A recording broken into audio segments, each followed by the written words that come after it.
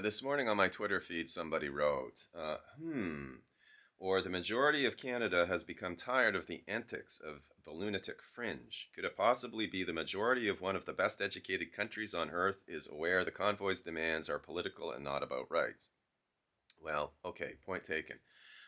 But really, one has to ask as well what has happened in terms of political accountability, political responsibility on the term on the level of leadership.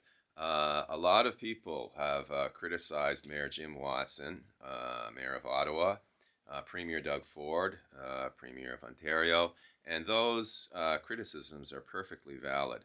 But it is striking that there has been pretty much near total silence from the Prime Minister, Justin Trudeau. Ottawa is the capital of Canada. And there is, if not in a strictly legal sense, jurisdictional authority, although there is some through the NCC, there is also a kind of symbolic authority. And Trudeau's silence has been really, really quite remarkable and quite stunning. There's been no televised address to the nation. He spoke in the House of Commons, but that question period, that emergency question period, was demanded by Jagmeet Singh of the NDP. Otherwise, Trudeau seems to have been content to stay silent. And one has to ask why. I mean, this is not an accident.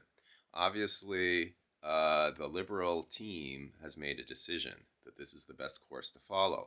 And it is entirely possible that they want this crisis to prolong for a while in order to ultimately give the protesters enough rope to hang themselves by, essentially, to piss off the majority of Canadians with the behavior of this small group of protesters and create a situation politically in which the protesters are very much isolated in terms of majority opinion.